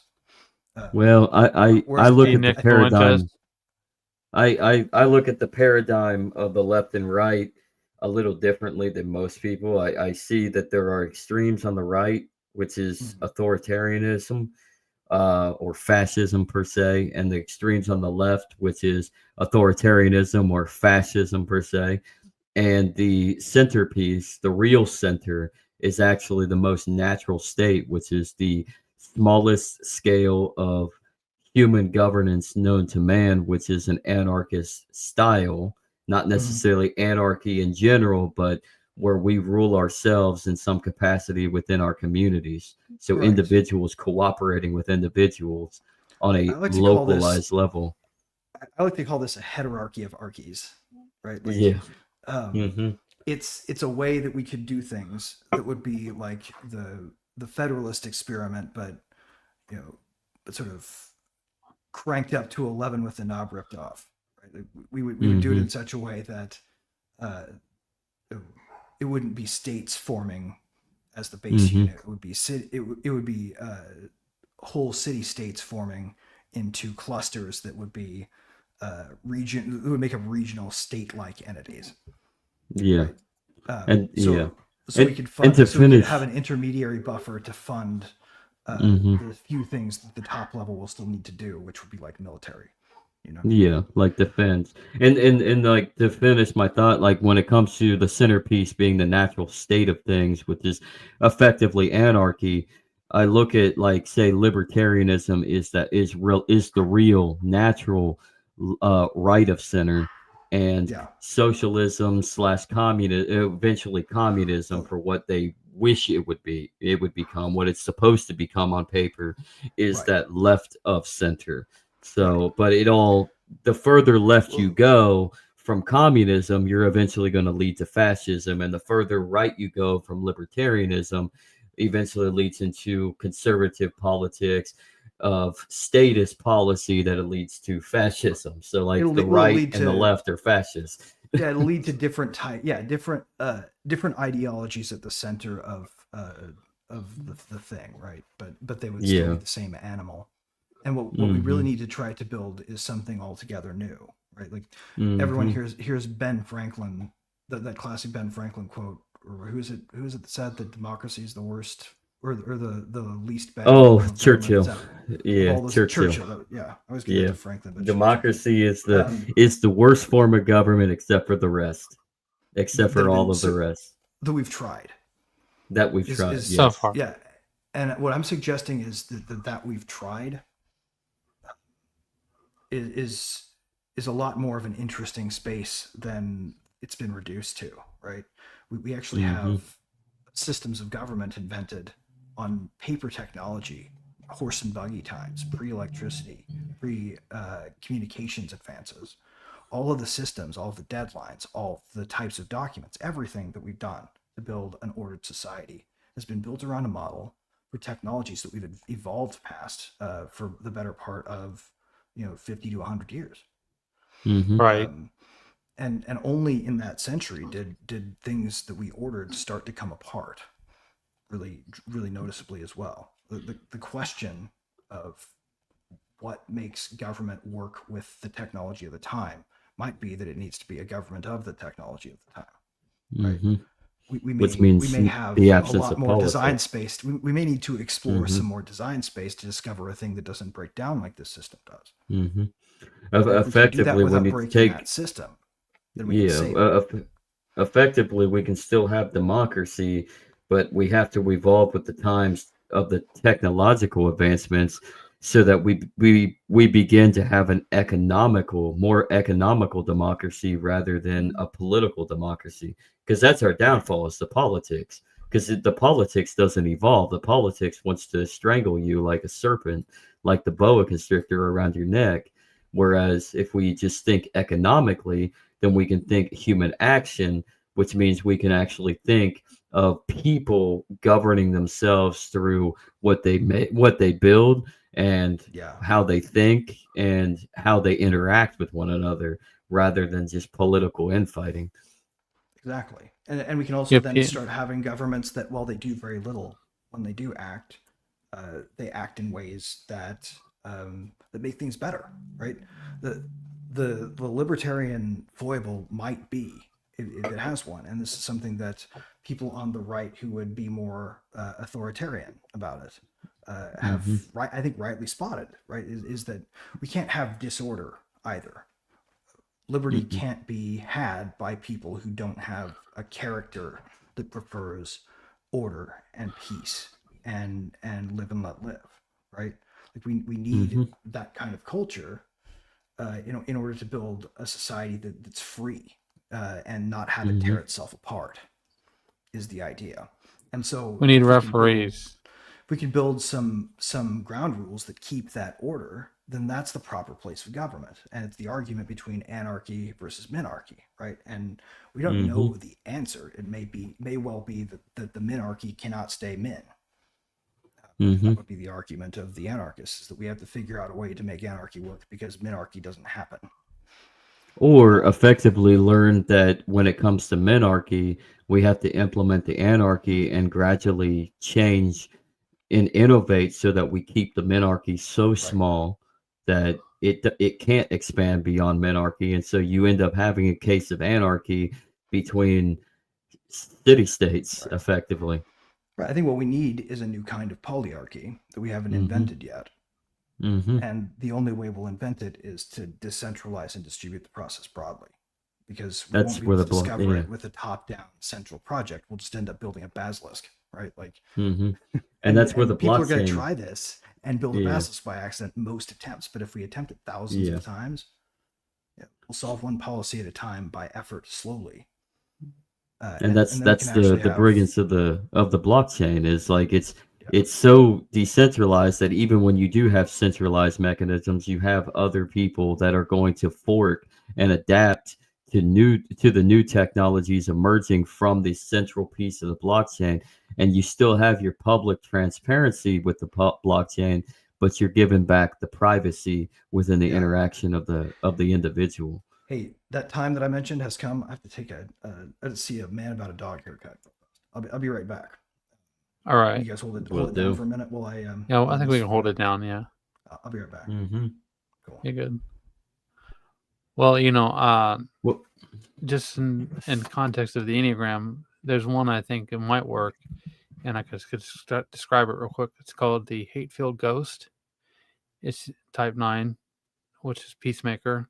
The referee, type 5, detached, private courts, and type 4, the individual, granular systems. I think that might be if you could implement that just as like a test run, it might work, but I don't know. What do you think, Zach? go on, Andrew. Why don't you explain? Well, I mean, I'll put you on the squirm cam. I want you to okay. go in. Well, it's I want you to go. I want when you to you expand it. with your You don't talk actions, much. right? Type 8 challengers control. You don't want to control all of society. And then type 1 reform. It's you're out there trying to make everything perfect. You need neutrality, and referee type 9, because peacemaker, they're Hmm. they're the most natural referee between the two, and they don't really want to directly control. They want to just keep the peace and keep the process flowing, right? Keep things efficient and running. And type 5, the investigator, like I said, private courts, private police, they're detached. They do a service. They care about their community, but they don't bring everybody along forcefully. And But what then, happens when the private courts and the private police end up acting as a new state I and mean, expand rapidly? How do you stop them from expanding beyond? And don't say competition, because I think you could still eventually they're lead to an agreement where you have an oligopoly rather than a well, monopoly. So how do you stop a they're dri- private state? they're driven to be detached. They're not driven to be attached. It's not a wolf pack. It's the turtle. It's the owl. They're just in there for a small period of time to get whatever business that they need done, and then they're off doing something else because they get bored, for example. Okay, Dr. David. And Well, type 4 is granular, individual case by case basis. What Andrew is explaining right here, also utilizing the Enneagram as the psychology basis and the personality types. But what Andrew is explaining here is what Dr. David D. Friedman actually dissertates in many of his writings and his articles and his books on the concept of anarcho-capitalism. So, go on. I mean, we I'm did have putting an you on the episode. spot. No, I mean, we had an episode with him about it. It was a pretty good episode when we first started the podcast. But, I mean, that is one Did we bring interpretation David of Friedman back? anarcho. That'd be fun to have Greg on with. So we should bring. Speaking of David D. Friedman, we should bring him back. Actually, that would be. I think we can probably do it. So I still have his email. You have him on Facebook. Let's message him. Yeah. Let's bring him back and correlate. I like to dissect his brain on the concept of what capitalism, from my perspective, is in its exploitation, because I think capitalism is not what people perceive it is, but you can certainly use the term for what it could become. And I think you have to combine all the good aspects of democracy, all the good aspects of socialism, and all the good aspects of capitalism with the market structure of it, and combine it into a capacity to forge an ethical framework of society. I think you could. I think you could, actually.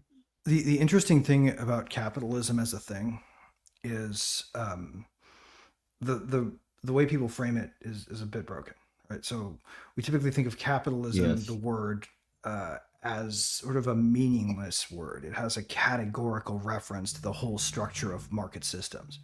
A lot of people think capitalism and the free market system are the same thing. It's not, actually, right? The free market system is a system that sits the sort of the broadest categorical layer, and capitalism is a free market in capital, right? So capitalist is the flow of secondary goods, money, to investment projects that are meant to create wealth, such that the money spent is worth less than the value out, right? And everybody gets richer. So the new thing comes into being, and the funds that were provided get paid back with interest to investors, and that's how it's supposed to work, right?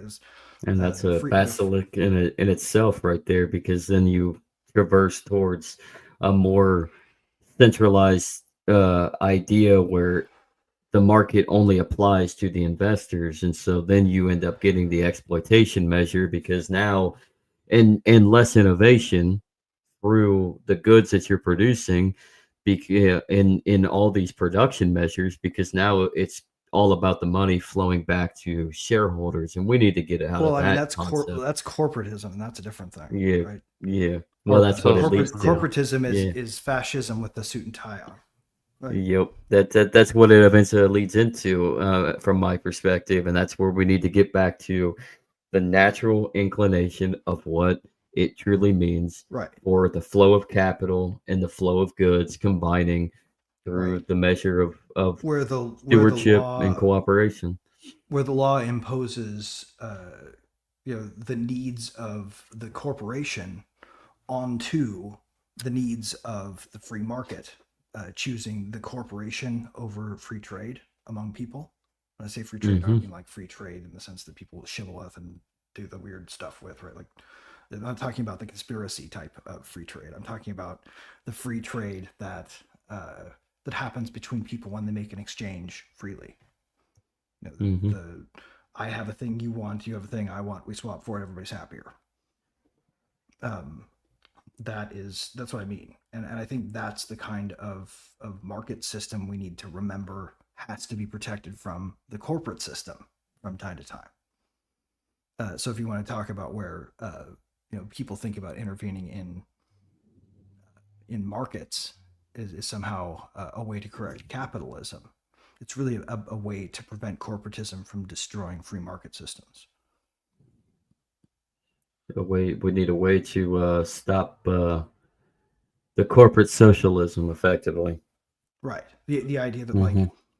we have to pay artists for their music, so the group that owns the licenses for all the popular songs that are the most impactful right now, that if you wanted to put on a trailer for your show would make it go bigger. That comes through not paying the artist for the license in a Hmm. free open market. It comes from having access through a bureaucratic system to a market that you can't access normally if you're everyday people. So Hmm. that's why the trailer for the next Dune sequel is going to have a single with Jack White and Billie Eilish on it, and your YouTube channel has to have an AI generate a song Yeah. for you, right? Like you can't just Hmm. get access to those resources, and that's why it's not a free market. If it Hmm. were, those things would be on sale probably right in the interface where you build the video, Right. right? Exactly. Exactly. So yeah, I mean, we need to start thinking copy left rather than copyright, Yeah, because that's the free and market. yeah, and stop protecting corporate prerogatives and in lieu of free markets. The calculus always needs to be, what do people want to do naturally when free of coercion. Hmm. And then we have to be Build. very careful about intervening with anything that says gunmen will come if you try to stop this from happening this way, because Hmm. we're apt to get it wrong at any kind of general level. You shouldn't If we go to were, jail for putting a grocery cart and not put it in a stall or put it in a stall. Right. actually, I disagree, Andrew. I think you should be in jail for not putting the grocery cart in the stall. Stop being lazy, especially at Aldi, people. You had to put a quarter in to get the cart. Just go put it back. Go get your quarter back. They Wait, incentivize it. unless you want to Yes. wait for somebody walking up with a quarter who can hand you a quarter in exchange for the cart that's already out. I like that idea. That's what I love about Aldi is at least you have that option. People do need it's better for them to yeah. But I still find it perplexing that I'll go to Aldi and I'll drive up and there's a cart literally sitting in just sitting there in the parking space. It's like Right? Oh yeah. it's just in Walmart. Also, especially if you're at Aldi, like if you feel like being gratuitously charitable, just randomly, right? Like find an old lady who's definitely having trouble fiddling with it, who's walking in, and drop your cart with I her. Don't do just that. leave it in the parking Yeah. lot. Yeah, Like I always do that. If I see an older that, lady, I just hand it to her and she'll offer me because like, that is the "Here's a quarter." one problem No, with no, no, not the that quarter. quarter system is it's hard for older people to get manipulated sometimes if they have arthritic hands. I've seen that be a problem Yeah. before. Yeah, But that's why when I'll get it, I'll go roll my I'll be starting to roll my cart up to their little corral up by the storefront, and then I'll see a little old lady. I'll be like, "Here, have my cart," and then she goes and See, tries to like, offer me two quarters. A lot of times, here's two quarters, and I'll be like, "No, I don't need a quarter. right. see, Keep ladies your and gentlemen, quarter." Zach can be a good boy. Well, and see, So it's also true that you don't need a federal commission to found a safety board to look at the ergonomics of coin operated uh, no. coin operated grocery cart systems, right? Like Hmm. Aldi's does not need a regulator because Yeah. this problem exists. And the way that we solve problems in our society, if this became an issue, if people were like, yeah, old ladies really shouldn't have to deal with that, right? Like, yeah, that's true. But you deprive everybody the opportunity to be charitable if you impose a seeming fix on the system that's almost certainly likely to make it impossible for other people to get grocery carts when you implement it. Yeah. Hmm. Hmm. um, And then you get Walmart and Kroger where they're just all over the place. right. It's Right. but it also demonstrates how like good impulses can lead us to bad ends when it Yeah. comes to intervention in anything. And Hmm. that's a point of humility people need to really come to grips with, is that the terrain of actually solving a problem is a lot less forgiving than politicians lead you to believe. They tell you a problem would be great if it were solved this way, and it could be great if it were solved that way, but it's not solvable that way. You know, Hmm. you haven't understood the problem. You're framing it wrong. Whatever. Like you've misunderstood the nuances of the fix, and you've created an off-target effect somewhere else that makes things way worse in the aggregate. Who knows, right? The point being, we need a higher level of competence when it comes to policy making too. If we're going to have any policy at all, which you know I'm definitely for a default of no action when it comes to policy making. That makes a lot of sense. If we're going to have any federal policy at all, it should be default. We're doing nothing because that's the smart thing to do because we don't want to make problems. Yeah. When they do act, it should be they should be responsible for what happens that they didn't intend. Right? We should hold them responsible for what happens after they get done making it. Period. Like not just making the promise, but when you don't keep the promise, how did you not keep it and why and what happened? Well, I mean, not to disagree with you. What you're saying reminds me, really, Bitcoin, the crypto system, is trying to become like the next level, next layer over governments. And the fact that it's like a hypervisor is that Mm-hmm. they're forced to actually manage the situation because it's going to cost them to actually commit to any action. And there's no just endless credit card left, like they've been building on for Yeah, generations and hundreds of years, thousands of years. yeah, no, absolutely. So it's a similar phenomenon. Well, it's an identical phenomenon. We've just been dealing with this thing in sort of the architecture of decision making forever. See, humans make decisions this way. It's just how we do it. Hmm. And it's gotten to a point where the tools that we wield are powerful enough when leveraged at scale that if we don't learn this lesson, then we will in fact destroy ourselves with this thing that didn't cause society destroying problems until we had access to tools with this kind of power. Right? Like it Right. wasn't possible before to actually make a law that silenced a certain kind of speech and was inevitably successful because the system was so potent. Right? The worst way to find out what a civilization destroying basilisk effect looks like would be to implement a rule with good intentions and then watch it consume everything. You know, some of Unfortunately, the rules around AI are especially potent here because of that whole X risk S risk thing. Did we get into that yet? Mm. Too much? yeah, we We did have last not. week. Yeah. Or the Yeah, We got there's a there's a piece meta S into it. risk. Pursuing suffering risk as a policy goal creates brittleness everywhere. To the point Hmm. where it's an existential risk if we can't act without first checking to see if we might induce future suffering with action. Hmm. But at the same time, we kind of have to carefully think about what we do, but consequentially, not in terms of how we feel about it, what it does, what it actually Hmm. does. And that's going to be hard for people. I think the hardest things for humanity to do is come to a level where it understands that understanding is the only way it can operate anymore. Anything else there, Andrew, as you ponder? just that we had to recognize, like Rick says, that there's multiple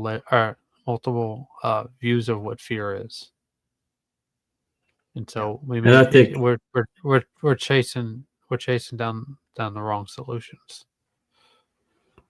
that's a good place to stop for this week, everybody. I'm going to lead you on with a cliffhanger. So the fact is every positive point in our livelihood to try to fix things because we're such good people inevitably leads to getting gobbled up or cannibalized by your own good deed because you want to force it on people. And in reality, we should not force, we should allow it to naturally integrate. And that's how we defeat the basilisk. Actually, there's a great quote from Desjardins on this one. Mind if I? Mm, go Sure. ahead. It says, Go ahead. above all, trust in the slow work of God. We are quite naturally impatient in everything to reach the end without delay. We should like to skip the intermediate stages. We are impatient of being on the way to something unknown, something new. And yet it is the law of all progress that is made by passing through some stages of instability. and that it may take a very long time. And so I think it is with you. Your ideas mature gradually. Let them grow. Let them shape themselves without undue haste. Don't try to force them on, as though you could be today what time, that is to say, grace and circumstances acting on your own goodwill, will make of you tomorrow. Only God could say what this new spirit gradually forming within you will be. Give our Lord the benefit of believing that his hand is leading you, and accept the anxiety of feeling yourself in suspense and incomplete. Very nice. So with that, everybody, we will see you next week, I promise. And I leave you off with some wrestlers. So go ahead, follow us, like us, subscribe to us over on YouTube, The Legacy Right, and on Rumble. Check us out, share all over the podcast sphere. Give us a follow. Give us a even if it's a hate one, give us a review. So over on Spotify or Apple. Shout out to haters, man. Yeah, shout out to haters. So with that, if you would like to be so charitable, there are some QR codes. But other than that, I think you all enjoy the wrestlers.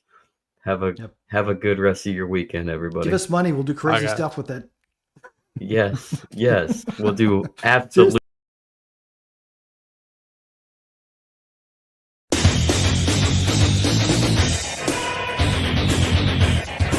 Good evening, ladies and gentlemen. I'm Den.social, and I'd like to welcome you to WCW Nitro.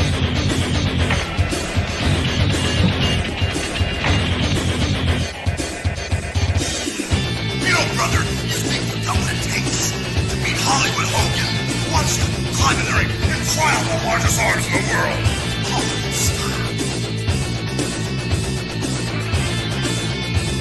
You want to wrestle an inch Ric Flair, you gotta be able to walk that out and style and profile. Woo! You really think you're ready for the You really think you're ready for the Scorpion Deathlock? You think you're ready for a fatal encounter? This is why they call me the total package. If you have a pain threshold to withstand the butcher rack, let's find out. Hallo, hier ist Alex Wright. Wenn ihr High-Flying Wrestling Action wollt, Spinning Sidekick, Top Turnbuckle Dropkick, dann nehmt mich. Der Sieg ist euch sicher. Versprecht euch. Oh yeah! Watch the flying elbow drop off the top rope. Not only beat people 1, 2, 3, but I hurt him real bad. It only takes one of 1,000 holds. I think you're man enough for the challenge.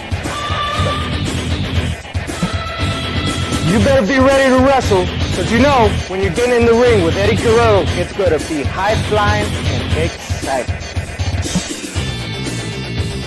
Hey, anytime you feel foggy, man, I'll slap on the buzz killer and rip your shoulder right out of socket.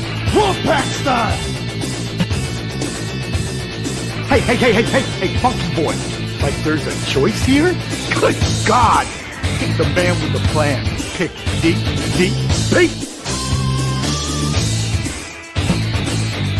Hey, all you suckers out there, you wanna play the game? You wanna play with the big boy?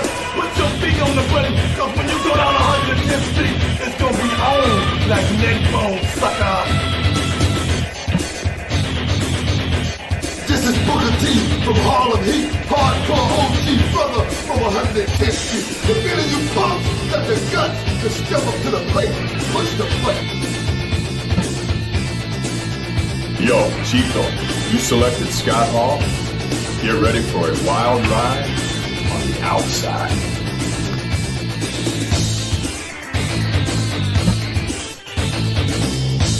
Hey there! How'd you like to get power pop? Come on, take me. I'm begging you, take me. Please take me.